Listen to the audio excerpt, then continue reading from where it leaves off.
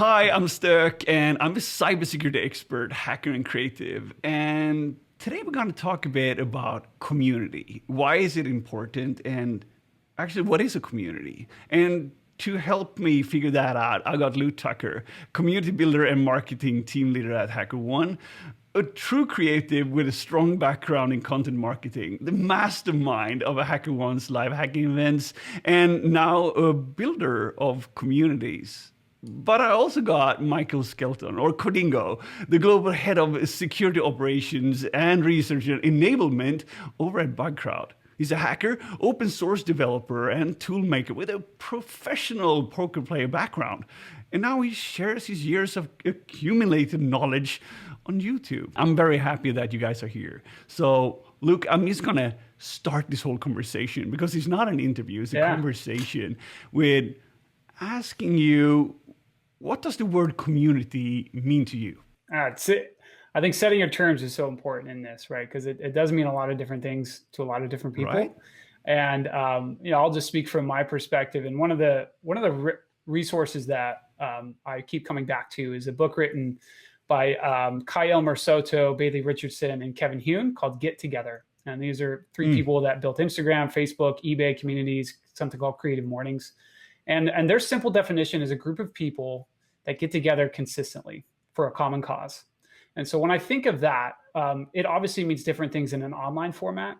So you could probably like raise your hand and think, what is a weekly group you get together, whether it's like Michael, like a poker group you consistently play poker with, or whatever you're like it's not a work related thing. It's like, these are communities that I keep investing in and I will come back to. I play baseball every Tuesday night, or I go swimming, or I go jogging with these people. It doesn't have to be athletic oriented or hobby oriented, but that's typically when we think of communities. It's like, I enjoy this and a common cause, and you consistently get together.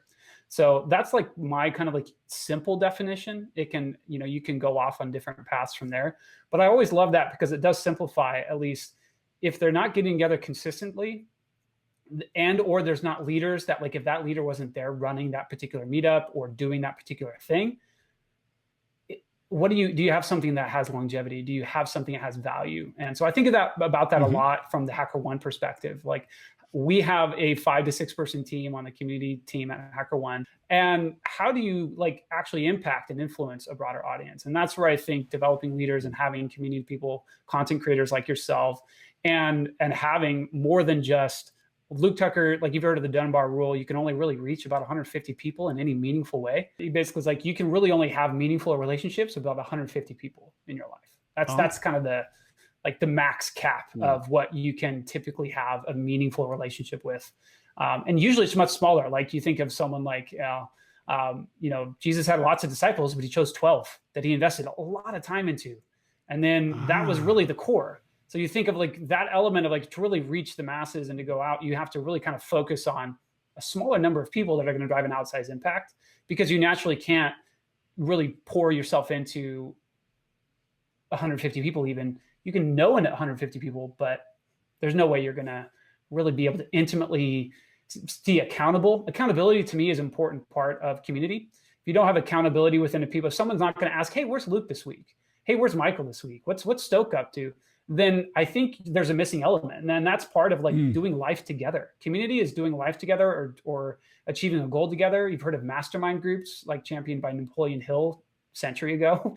But people are craving the authenticity and the originality and the voices from people in the community like yourself that are okay in being vulnerable. And I think there's just so much hunger for it. And that's, excited to talk more about Vibe Squad and what you're doing, and homies, we're here at NahamCon and things like that. That's really cool. So, Michael, do you have 150 people that you're close with? Yeah, I guess. I mean, or do you have 151? You maybe have 200. That'd be the dick thing, right? I'd be like, no, I have 151. No, I'd agree with that. I'd say there's definitely the people that you have that are your driving focus in it. And I think for those of us that do community, it's because we also understand that there is a finite number of people you can have that direct connection with, and making YouTube content or a blog article or, running a live event brings more people together, and you get to touch more lives than if you're you know, just having those individual interactions. I think that is definitely for all of us in our own understanding how we've seen community is being able to reach more people and have others, you know, create more of an evergreen experience instead of these, you know, ephemeral ones that constantly happen throughout the day. There's a big difference between having a community and an audience. An audience is somebody that I don't mean like, let's say, newsletter or something, or if you're just tweeting on Twitter, but you're not, you know, have your comments enabled, or it's just one-way communication, then it's an audience. But if your audience is starting to talk to each other and helping each other out, now you have a community, because then there's going to be interactions and they foster each other in that kind of way. And how do you guys think about the idea of Discord as a communication channel versus, let's say, a newsletter? Yeah, I can start off on that too, because I think you touched on the interesting point of like audience versus community. And I think it's a both and, not an either or. And what I mean by that is, you know, like when you think of the typical media, it's like usually broadcast, right? Like you said, like a one way, I'm here on stage presenting and speaking, and there's no interaction, there's no dynamic. When you add a live element, live TV is always kind of like interesting, because what's going to happen? Something could break, something could happen, like especially in the field, right? Like even today, how many YouTube videos of like crazy things happening, right? Someone running in the background, or like live sports. There's an attraction to it. There's just like this, what's going to happen next? And so I think where media has evolved, obviously with social and now creator economy, those people, you need to build an audience to be able to at least have your kind of like, when you want to be a distribution, like a monolithic, I'm going to direct a channel, like this is what I'm going to own. So with like YouTube, Discord, Slack, other tools where you're communicating, the Twitch, the proliferation of technology, it's so easy to spin it up. It's hard to maintain, and you got to find what's right for you. So like STÖK, in your example, right? Like we've had conversations around, you need to build a newsletter. You need to build a voice and a list of people that's going to be a channel you own. And that's portable, whether you use ConvertKit, whether you use MailChimp, whether you use Insert Here, SendFox, whatever tool you're going to use, that email list is currency. And that's a relationship that you can directly communicate to them. And in YouTube, you might have, like, people can comment on it, but it's very rarely you like maybe comment, they feel special. So I think audience is an important aspect that gives you a platform. And again, the only way you're going to get that is consistency and personality, and all the things that you've brought to the table in your content creation and the others out there. Be able to have a community there. Everyone craves that ephemeral access, but the best result is when the community is helping each other. Like you'd mentioned, like people that are just passionate about like hand raisers. I have a quote, I'd rather cool down a fanatic than warm up a corpse. Meaning those people that are just fanatical about like getting involved, like they might be a little bit out there, but come on, like be able to drive something. You want to own, like just be a senior moderator, and you get clout and you get special things within Discord. I think Discord is probably the most interesting tool. I think they have a really interesting founder story, and they're doing good things, and it really integrates well with the Twitch experience. But Slack has its own benefits and things that we've used, time and again for live hacking events, because there's just other areas where we're more comfortable in that tool. It proliferates easier. It's easier for sharing data, whatever. Our IT team is more comfortable with that than Discord. But we also build the HackerOne education Discord through that place where it's centered on education. And here we're here to educate. We can't always provide support. We just don't use that for a support channel. Yeah. But like Michael's point is really great. As we scale, as these communities scale, and I also expand the definition of, it's not just HackerOne's community, like we're all here to drive forward that the hackers are a force for good, that everybody, any company, any organization should be open to receive help from hackers. I think I want to talk about bug bounty. We're known as like bug bounty communities, right? Crowdsourced security, hacker security, whatever we call it.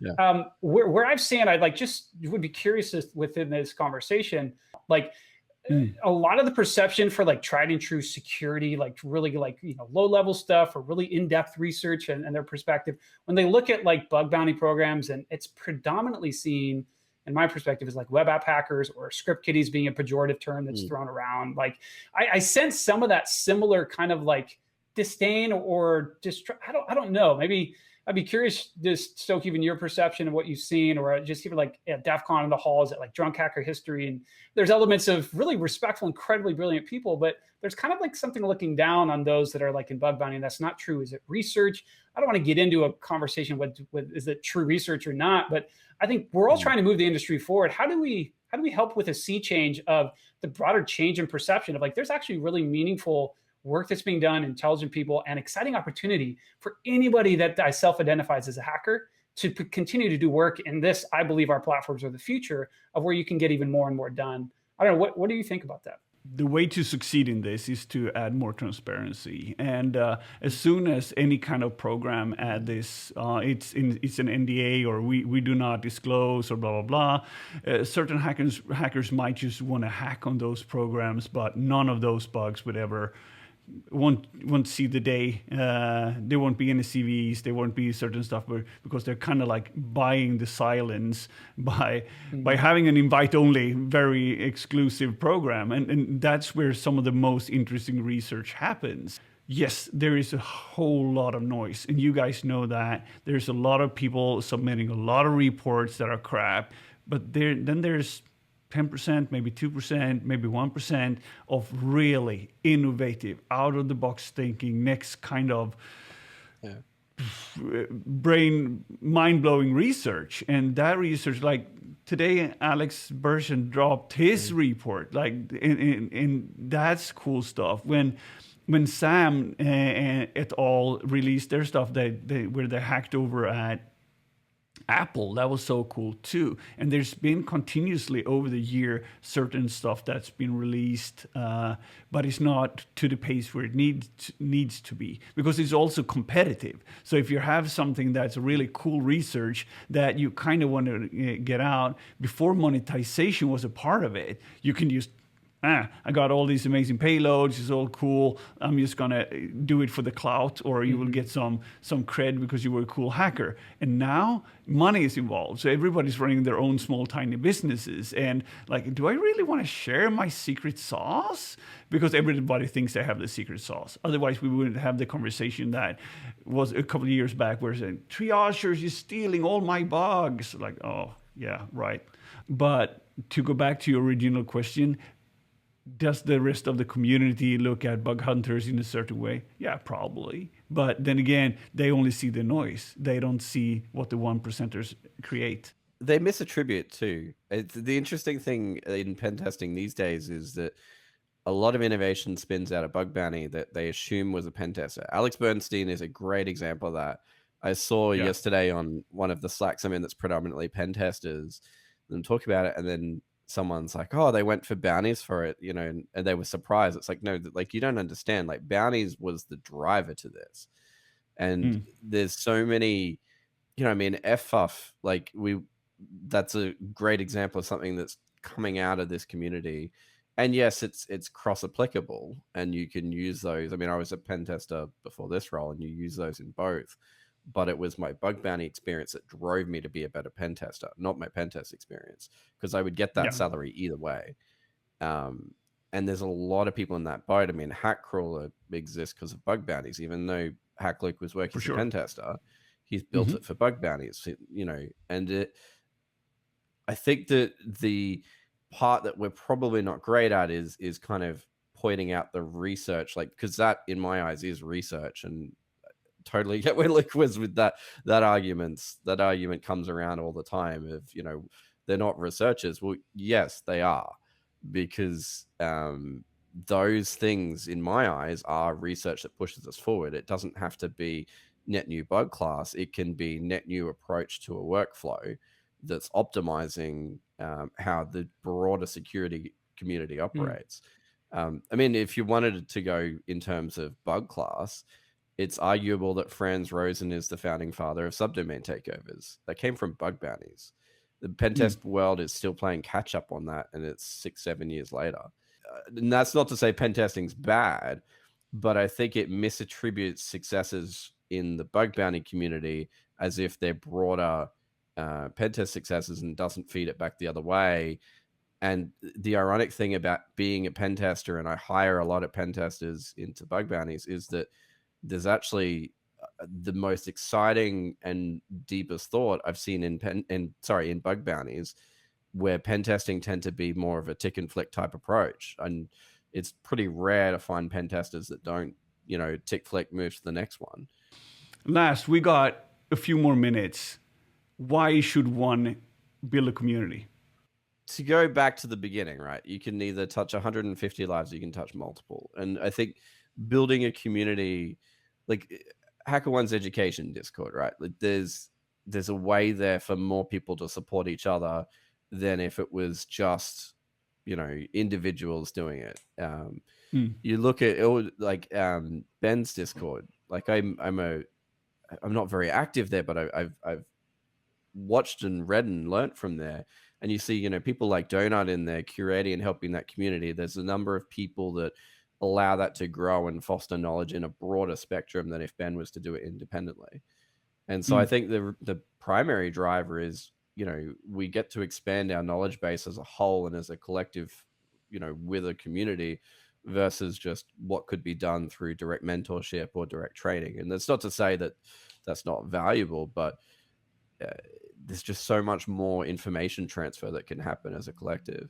Luke, final words. Yeah. Final words. Yeah, I plus one to all that. And I'd answer this in, I guess, two ways. One, when you look at startups and companies and building a moat around your business, community is a defensible differentiator. No one can come in and recreate overnight the communities and the brand and the investment that people have in the proof of work in the platforms. That's a big element, right? Where you started, a lot of times you'll continue because there's an element of, I have clout here, I have opportunity as a result of my proof of work investment. So like building a startup, it's the word du jour is building community, and like first round capital coming out and saying like 80% of XYZ want to build a community. There's so much there. And like, I think just where our world is and what people are hungry for, that community, that connection, that dynamic nature. And the words from our investor, Bill Gurley, ring in my ear when he's like, Luke, distributed and emergent is what we're going for. So crowdsourcing by that nature is just a model where you are actually taking, same as open source, you're allowing and empowering through a platform hundreds, thousands of people to be able to contribute, where Luke Tucker, Michael, STÖK, we're all one person, and you really have a finite limit of what you can impact. And so when you create that platform, you provide a crowdsourced access and you provide incentive to the right things where you want attention, good things will happen. That's proof. That's been proven from even before our platforms were created, and the Mozillas and the Googles and even the Facebooks that had created their own bug bounty incentives before. Now it's like, it's just a no-brainer. Everybody should be doing these things. And so that's in our industry. But I think in general, if you're building community, that is portable, that is ownership, that is value. And you're going to just see more and more, from the creator economy to startups to brands that want to create that. And it's people. I would just, last notes, look at what Clubhouse is doing with A16Z, investing, like building their own essentially like brand media channel and distribution with Substack, and now like Clubhouse and the Good Time Show, having Musk on and Zuckerberg and Mr. Beast yesterday. It's incredible to look at where some of this trajectory can go. And there's a sea change going on. I think you're going to see more and more interest in the expertise of community building and the strategic importance at the C level, which I think is necessary. Wow, amazing. That was a pretty sweet summary. And it gave me a lot of new ideas. But that actually is all the time we have, gentlemen. Thank you so much for having a conversation around community. And I hope to see you guys around soon, and stay curious.